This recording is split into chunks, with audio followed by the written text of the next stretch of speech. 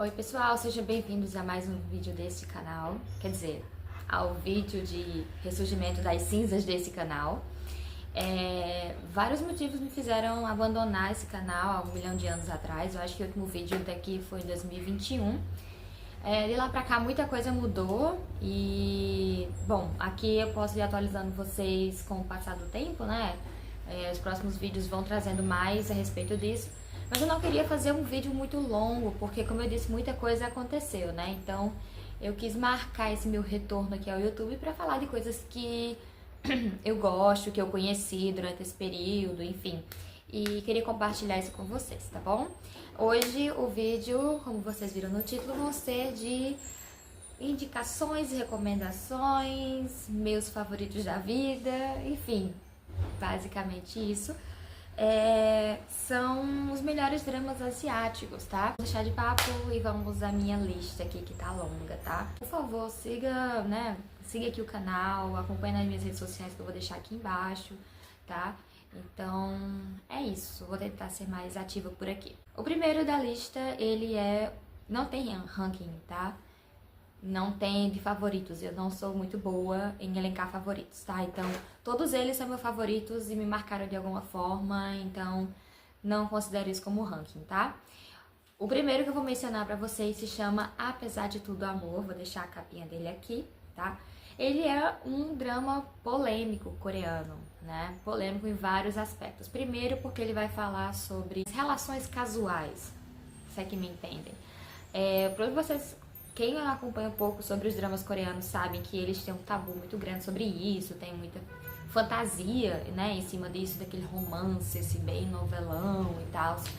Mas ele já propõe uma ideia muito mais madura, né? Então o pessoal tá na faculdade, vai acompanhar uma escultora, né, que passa por um relacionamento abusivo sem saber muito, até que algo X acontece, ela percebe o grau de manipulação, se afasta dele, aí recomeça um novo semestre e ela está com um bloqueio criativo, né? E ela precisa produzir uma obra para encerramento do curso, né? Para uma exposição. E aí ela começa um novo ciclo, dessa vez com um cara de amor livre, enfim. Ele tá mais preocupado em relações casuais do que necessariamente em viver um romance, né? E aí ela se vê num dilema, né? Sobre entrar de cabeça nisso, que é o que ela realmente quer, e seguir o conselho dos outros, né? Dizendo que, você gosta mais de romance e tal, ele não é um cara que presta, por conta desse estereótipo. E aí muita gente não gosta dessa série, né? Diz que ela entra num relacionamento abusivo e etc.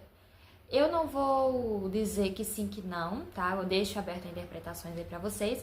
Mas ao meu ver, esse dorama me marcou pelo sentido de... O foco não é o relacionamento dela com ele, sabe?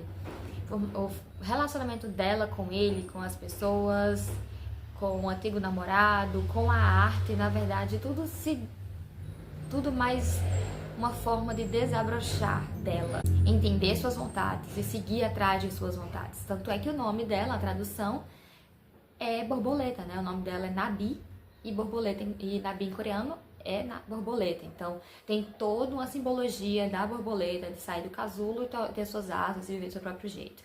Por mais que esse jeito não seja o que você quer, tá? Não é o que você espera, não é o que você queria, mas é o jeito que a personagem quis. E isso é desenvolvido de uma forma incrível. O segundo, ele já é um romanção, tá? Ele é um romance BL, Boys Love. Esse romance, ele me pegou de jeito, tá? Eu acho que, eu não tenho certeza agora se é 2023 ou 2024, eu vou deixar errado aqui embaixo, tá? Mas foi um romance que me marcou muito. Ele só tem 8 episódios, mas é incrível. Ele vai falar a história de duas pessoas, né? Um que tá ali quase terminando a faculdade, o outro tá iniciando a faculdade. Também tem todo aquele pano de fundo de amadurecimento, de reconhecimento do que quer e a fim de tomar as rédeas da própria vida. E por mais que seja um relacionamento gay em uma cultura extremamente homofóbica, né? Como é o caso da Coreia, não é muito aberto a essas questões, não tem aquela linha de, oh meu Deus, eu sou gay, eu não sou e tal, não tem. E é isso que eu acho brilhante, porque é uma narrativa que já deu uma cansada, sabe, em produções. Essa questão do descobrimento, não é que não seja importante, válido, etc, não é isso. Mas a forma como, sabe, parece mais um Ctrl-C, Ctrl-V em vários aspectos, sabe? E lá não, lá esse é mais sobre o que eu quero, o que eu tenho vontade, o que eu me permito viver, tem questões mais familiares, questões pessoais mesmo, então todo o fator social da história, ele é um pano de fundo, mas ele não é ele que vai limitar o relacionamento deles, né? Então é uma construção de confiança, de entrega, de amadurecimento, de se permitir viver de uma forma muito... O próximo também é um relacionamento BL, tá? Que virou meio canônico aí, porque ele marcou... Nossa, quando ele foi lançado foi quase uma febre, né, desse universo BL, que é o erro semântico. Erro semântico, ele é assim, aquele tipo de dorama que você quer fingir demência pra você ter a experiência de assistir de novo, sabe? Antes de lançar, eu já tinha lido um mangá, eu vou dizer mangá, não, graphic novel. A graphic novel, e ela é muito boa, eu já li toda, enfim, ela é muito boa. E aí, quando lançou, eu fiquei naquela, tipo, será que vai ser mais aquela adaptação meia boca e tal? Mas, na verdade, é uma adaptação incrível, muito, muito boa. Vai tratar a história de um cara que ele é extremamente metódico, fechado, que tem uma visão muito fechada sobre a vida. E ele já começa, assim, ó, com os dois pés na porta, desafiando a hierarquia social da universidade, né? Onde ele é um dos calouros, digamos assim. E os veteranos meio que deixam ele fazer o trabalho sozinho, né? De conclusão da disciplina. E ele simplesmente não aceita fazer isso, e no dia da apresentação diz, eu fiz o trabalho sozinho, fulano, ciclano, beltrano foram um bando de sanguessugas. E isso acabou ferrando todo mundo, inclusive o outro protagonista, né? Que aí perde uma bolsa importante e resolve se vingar desse cara. E aí a forma de vingança dele é maravilhosa e assim, rapidamente se torna segundo plano, porque a personalidade do principal, né, desse que desafiou tudo, ela é muito fascinante, ela é muito bem construída. Poderia dizer assim, até uma pessoa com leve grau de autismo, pode-se dizer, não vou diagnosticar nada, né, não sou psicóloga nem psiquiatra. Mas ele tem algumas características bem metódicas e tal, e ele aprende a lidar com esse cara de uma forma brilhante. E também a questão do descobrimento sexual, ele não é o foco da narrativa, né? O personagem principal que resolve se vingar, ele já tem consciência da própria sexualidade. E o outro, ele vê o relacionamento mais como algo prático. Então ele só se envolveria com uma mulher, enfim...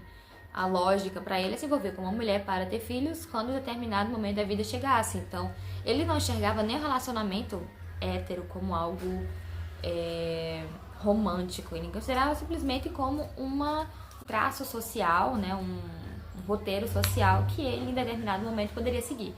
Então, tudo isso é questionado, não a sexualidade em si. Então, quando o assunto é desenvolvido dessa forma, né, sobre desenvolvimento da sexualidade de uma forma mais subjetiva, eu tendo a gostar mais, sabe? Eu tendo a me apessoar muito mais.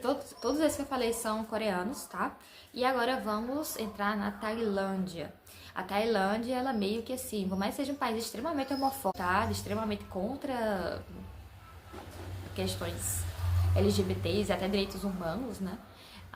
Ela vem se empenhado bastante na produção de conteúdos para o público BL, né? Então, assim, se você for pesquisar séries, principalmente séries que sejam de conteúdos LGBT, a Tailândia, ela é, assim, uma máquina.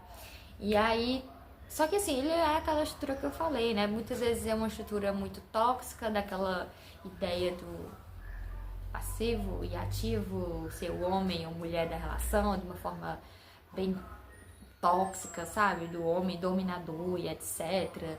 De achar que dominar a vida da pessoa, na verdade, tá sendo romântico, enfim, aquela coisa tóxica que a gente tá acostumado, né? De algumas produções. héteros, eles gostavam muito de reproduzir isso. Mas em Bad Buddy foi assim, meio que um marco pra mim, tá? Ao mesmo tempo saiu outra série que o pessoal gostou muito mais, etc, falou muito política, etc. Mas Bad Buddy pra mim foi incrível pela simplicidade. Ela pode ser lida como uma releitura de Romeu e Julieta.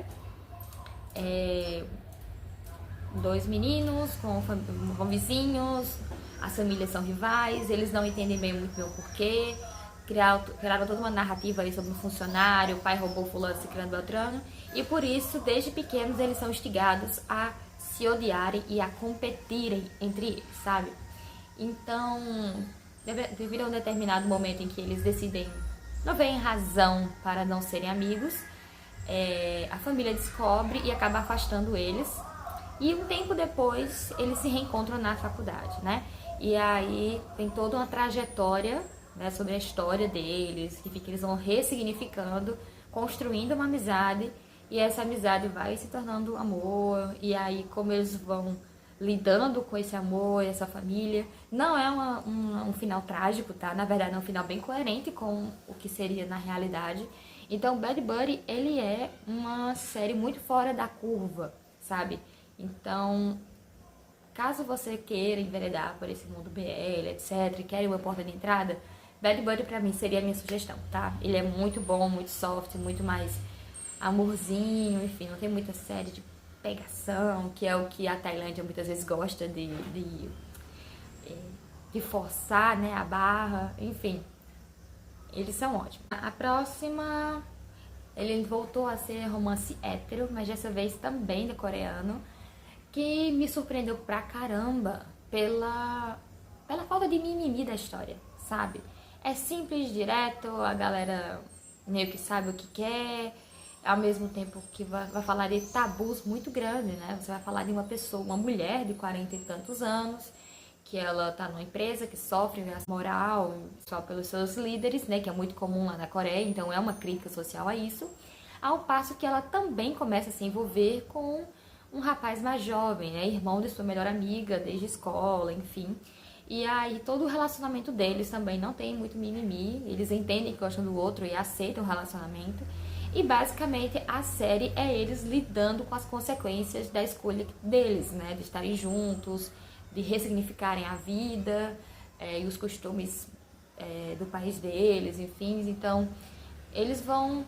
É uma série extremamente romântica, ao mesmo tempo pé no chão, crítica, sem ser pesada, sabe? Então, pra mim é uma das séries mais brilhantes e mais bonitas já feitas, assim. E é com a mulher lá que fez Pousando no Amor, né? Pra quem aí já conhece o mundo dos doramas e tal.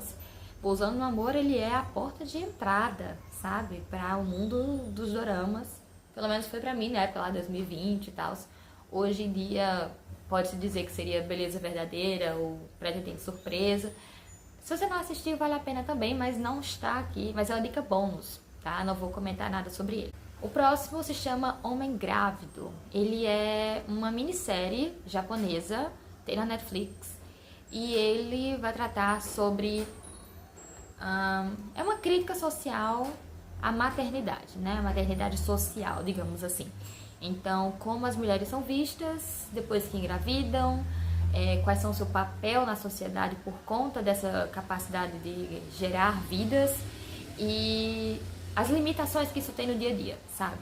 Só que aí a gente já falando no mundo distópico, onde esse cara, né, existe uma anomalia ali genética que permite que alguns homens engravidem. E esse cara tem um relacionamento casual com uma mulher, ele acaba engravidando dela, né, ao invés dela engravidar, ele que engravida dela. E aí quando ele descobre a gravidez, ele pensa em tirar e tal, pensa em todas as consequências negativas que podem acontecer na carreira dele. E aí, por um acaso do destino, no trabalho dele, ele acaba se tornando a peça fundamental aí, porque ele é uma empresa de propaganda e tal, então ele acaba sendo o homem propaganda da empresa dele, né? Então ele acaba seguindo com a gestação, ele conta pra mulher, a mulher assume o filho, Mas aí vai criando toda uma narrativa, né, sobre ele vai percebendo a mudança, como as pessoas lhe veem na rua, né, o preconceito, porque vai ter toda a crítica sobre a masculinidade em cima disso, né, o papel de homem e mulher, etc. Vai ter também as consequências de gerar uma criança, né, de você ser aquela pessoa em que vai ter que abrir mão das coisas, que você não vai poder mais se comprometer no trabalho e por conta disso você pode ser desmerecido. Vai ter também a questão do seu parceiro crescer, ascender mais socialmente cada vez mais, porque não tem a limitação física, né, da gravidez, então deixa ela mais livre para poder viajar, para poder fazer o que quer, enfim. Enquanto você tem que lidar com todos os BOs, porque além das mudanças físicas, mentais, emocionais, tem também toda a questão social por trás disso, né? Então, O Homem Grávido, pra mim, foi uma série bem fora da curva, tá? Ela é curtinha e ela é japonesa, só o filé. E assim, os coreanos são muito bons de drama, tal, de narrativa, de roteiro, enfim, são brilhantes. Os asiáticos, de modo geral. Mas eu sempre vou ter um certo carinho pela forma como os japoneses contam histórias, né? Eu sou fã de animes, de mangás, e algumas produções japonesas também, né, do Estúdio Ghibli, por exemplo. Então, esse tipo de produção vindo do Japão, pra mim, assim, foi um alívio na alma, é muito bom, principalmente se você é mãe ou você é uma pauta que te interessa, sabe? O próximo é também japonês, tá? Também é um BL. O Japão, ele é extremamente doce pra falar sobre relacionamento, sobre amor, né? Ele tem uma forma muito específica deles de retratar isso, sabe? E por mais que os asiáticos, no geral, tenham uma visão muito incrível de como fazer roteiros, elaborar histórias, de contar histórias de modo geral, o Japão, ele tem uma sensibilidade, um frescor muito diferente. Cherry Magic, 30 anos de virgindade pode te tornar um mago? É um título bem inusitado. Bem inusitado. Mas eu não queria, né, por conta do título, ele não é nada atrativo. Eu assisti mais por recomendação também de vídeos como esse no YouTube. E foi assim, nossa, foi um divisor de águas na minha vida. Por quê? Eu já assisti essa série pelo menos umas 3, 4 vezes e de vez em quando eu volto porque é muito bonito o relacionamento como é feito. A gente tá falando de um rapaz, né, que nunca, por conta da timidez, de ter uma autoestima intelectual muito baixa, né, uma visão muito inferior de si mesmo, dessas capacidades e afins, ele não teve nenhum relacionamento a vida inteira, ele trabalha numa empresa há um tempo, ele entrou junto com outro rapaz, e esse rapaz já ascendeu, virou meio que o chefe da empresa, ele é o, sei lá, líder de vendas, e ele continua no mesmo lugar. Então, não necessariamente que ele queira estar no lugar do outro, mas ele acha que todos são melhores do que ele, sabe? Então ele nem tenta se arriscar a ser visto, a se comprometer, sabe? E aí ele completa 30 anos, o pessoal no trabalho, o amigo dele no trabalho tira onda, né, sobre essa lenda, né, sobre depois de 30 anos de virgindade você meio que se tornar um mago e tal. E ele, obviamente, ninguém acredita nisso, mas aí quando ele completa 30 anos, que ele vai trabalhar, ele descobre que consegue ler os pensamentos das pessoas com um toque, né? Então, tocando nelas, ele consegue entender o que a pessoa tá pensando e afins. E aí, ele ficou assustado com esse poder, mas ao mesmo tempo ele conseguiu ouvir uma coisa engraçada ou outra, então foi levando. Uma hora tentou evitar a todo custo tocar nas pessoas, né? Porque tinha medo desse poder e ninguém acreditava nele, né? Nem o melhor amigo e único que ele tinha, que também era uma pessoa inexperiente, digamos assim. Entra no elevador junto com aquele cara, né? Que entrou primeiro com ele, que ele secretamente admirava e afins, e achava uma pessoa extremamente assim de outro mundo e tal. E aí eles acabam ficando presos, digamos assim, né? Muita gente entrou no elevador depois e acabam se tocando. E aí ele acaba ouvindo os pensamentos desse cara, esse cara meio tendo um pânico na cabeça dele, dizendo, oh meu Deus, é tão bom estar perto dessa pessoa, e tem não sei o que, ai meu Deus. E ele começou a rir, pensando, meu Deus, fulano tem uma queda por alguém desse elevador. E ele ficou meio que tentando saber quem era, né? A alma de fofoqueiro surgindo. Até que esse cara vai e solta o nome dele na cabeça, né? Diz assim, ai, fulano tá tão lindo. Hoje o cabelo dele tá assim. Aí ele, hã? Fulano? Quer dizer, eu? E aí ele meio que começa a evitar esse cara, ele começa a entender esses comportamentos que esse cara tinha, né? No momento ele meio que se sente assustado, acha que o cara vai tarar ele. Mas na verdade ele descobre que o amor do cara ele é muito genuíno, né? E aí ele gradualmente acaba se encantando por ele, acaba tendo, se abrindo para a possibilidade de um relacionamento com ele. Isso tudo sem aquela história também, né? De, oh meu Deus, eu sou gay, eu sou, oh meu pai e tal. Minha heteronormatividade chora, enfim, não tem isso. Isso é muito mais sutil, assim, sobre refletir sobre si mesmo, sobre autoconhecimento, né? Como os outros que eu mencionei aqui. Então, ele é muito fofo, sabe? A forma como ele se constrói.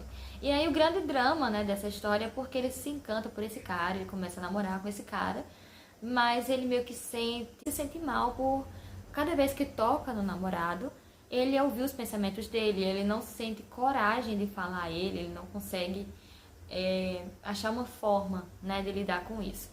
Então, esse é o grande drama, tá? Basicamente está com a sensação de estar invadindo a privacidade do outro, porque eles entendem que tem que respeitar a privacidade um do outro, sabe? Os costumes um do outro. É isso que torna cada um ser quem é, então eles respeitam muito isso.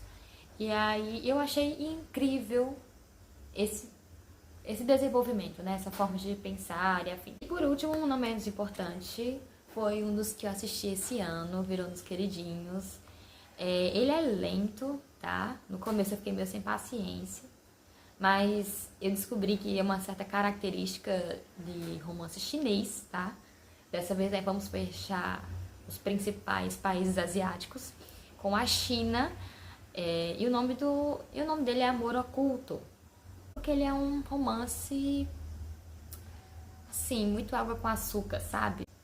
Durante boa parte da história, é basicamente ela se apaixonando por ele ainda na infância, né?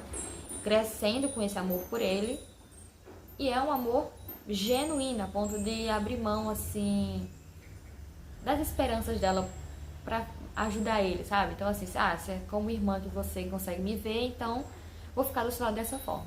Até que ela cresce, vai pra faculdade, ela acaba se afastando dele por um tempo, porque acaba se tornando difícil pra ela ficar perto dele, alimentar esse relacionamento, sendo que ele não tem esperança, né, de volta, não dá esperança de volta a ela. E aí quando ela vai morar na cidade dele, ele sente jeito de falar, de encontrar com ela, sente saudade dela e afins. E aí ela percebe que, assim, ele não fez nada de errado, tudo isso é uma questão dela, já faz muito tempo e tal, então ela meio que decide superar e volta a falar com ele. E aí é aí que a história começa a ficar muito bonita, porque gradualmente ele começa a se apaixonar por ela. E quando ele tem essa mudança, né, de paixão por ela, dela sentir que finalmente está sendo correspondida, ela não disse que já era apaixonada por ele desde sempre, né, então ele meio que entende que tem que conquistar ela, né, pra ela perder a imagem de irmãozinho, sendo que ela nunca teve. Eu queria trazer uma dose de açúcar, né, pra esse retorno do canal e afins. Tem, basicamente aqui é só um romanção, tá, então vai ser indicações de doramas romanções mesmo. Mas eu pretendo trazer outras indicações que são mais abrangentes, né? Que vai falar de vários outros temas. O Japão, né, a Ásia de modo geral, ela tem um modo bem particular de falar sobre temas bem complexos, de forma muito direta e ao mesmo tempo não faz você de bobo, sabe? Quando você se acostuma com a produção asiática, as produções hollywoodianas perdem um pouco a graça. Mas enfim, espero que tenham gostado desse vídeo. Por favor, comentem, dê um joinha, tá? Inscreva no canal. acesse meu Instagram, tá? De vez em quando eu apareço por lá e afins, tá? Vou deixar aqui o link também, né, do meu link de afiliados da Amazon, então qualquer itens que vocês desejam atribuir por lá, né, vai dar uma ajuda aqui no canal também. E é isso. Um beijo e até o próximo vídeo.